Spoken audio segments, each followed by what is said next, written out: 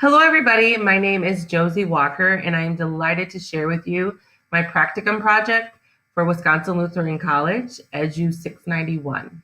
First and foremost, I would like to share a little bit about who I am and my educational background. I received a Bachelor in Science in Elementary Education from Concordia University in 2007. And from there, I took my first teaching placement at New Testament Christian Academy as a first through third grade lead teacher. My second teaching placement was at Cross Trainers Academy as a fifth grade lead teacher. And during that experience, I was introduced to CFOOT, Center for Urban Teaching, and was able to get connected into their leadership program. This is my third completed summer serving as a summer school principal with CFOOT and going into my third summer in their master's program. So the most important part is the practicum project. The title that I focused on, the topic that I focused on is student motivation and the impact on academic achievement. Really focusing in on those pre-adolescent ages, so the fourth and fifth grade classrooms were the data that I specifically collected for this practicum project.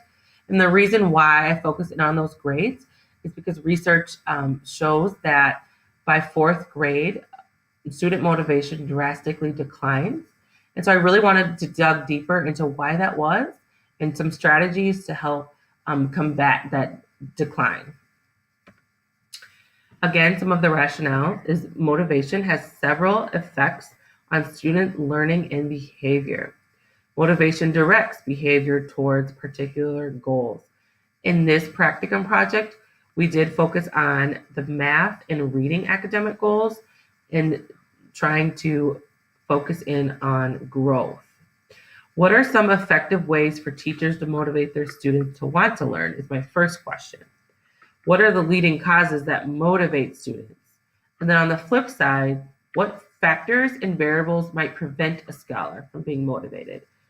Focusing in on the students that we serve here in Milwaukee, what are some of those extrinsical factors that might prevent them from being excited or desired to learn or to grow? Some of the outcomes or the objectives, if you will, from this project as the learner, as the student, these are the objectives that I daily strived for. So research and compile collection of academic journals. So really having that research mindset, being able to dig into data and decide the difference between qualitative and quantitative data, being able to identify measurables that would be accurate for my project, and also just really taking time to narrow in my topic because there is so much research based on student motivation. Secondly, I was able to work collaboratively with my practicum instructor, Dr. Thompson, as well as my mentor and site coordinator to be able to come up with the correct measurables and the why behind my practicum. Thirdly, I was able to coach and prepare the teachers that I was blessed to work with in best practices while working with their students.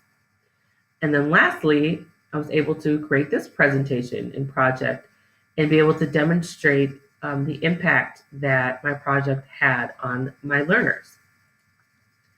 Connection to career goals. As I move forward in my leadership career, I do plan to continue to coach with the Center for Urban Teaching.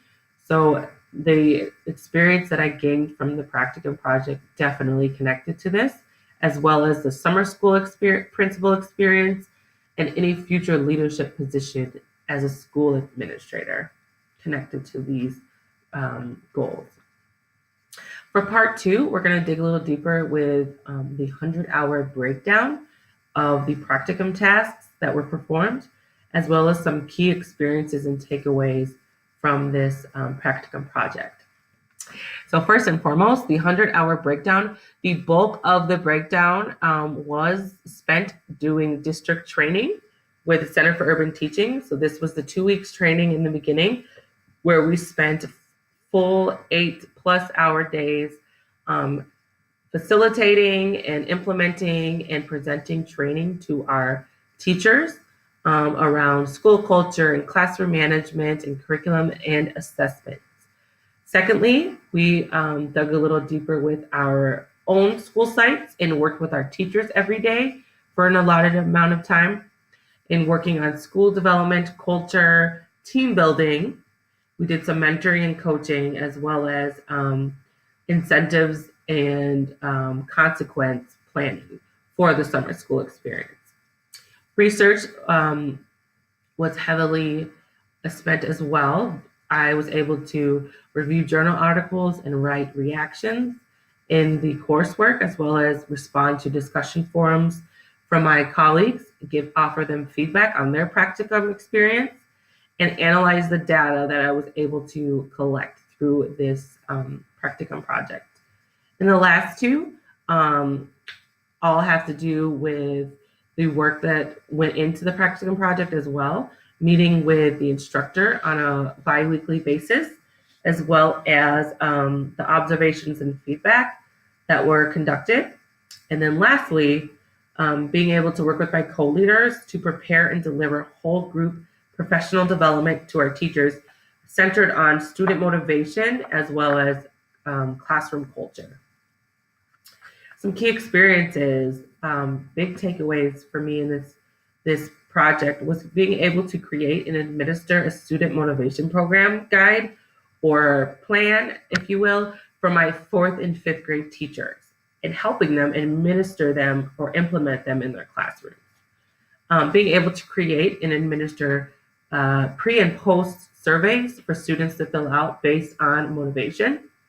And then also being able to collect and analyze various forms of data that I will be presenting in just a little bit.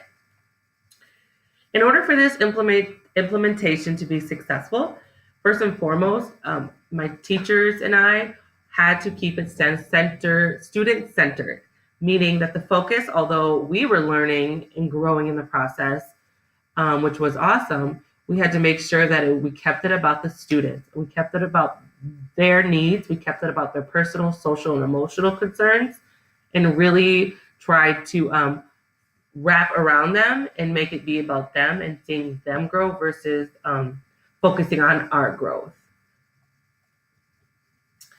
As a leader, I was able to coach my 4th and 5th grade teaching team. We followed these 4 weekly motivational strategies.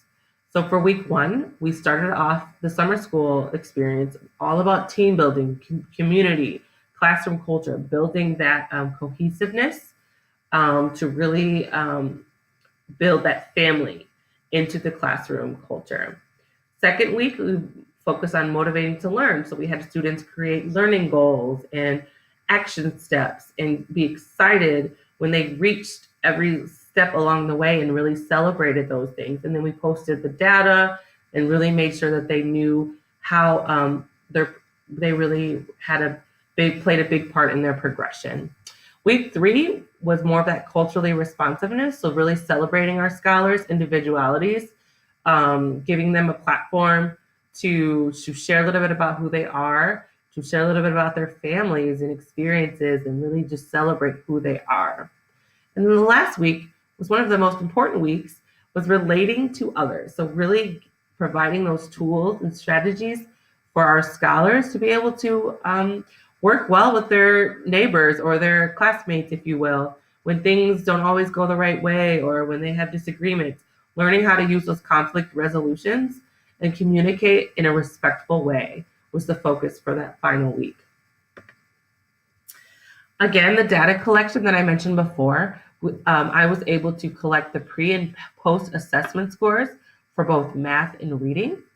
I was able to collect 2 student motivational surveys that they filled out, once at the beginning and then once at the end of summer school experience. The following classroom culture data was collected on a daily basis. So we collected attendance percentages, uniform, math and reading daily exit ticket percentages. And those daily exit ticket percentages were really important to help drive that growth. We did set a goal for a school-wide goal of 85% or higher daily exit ticket percentages. And although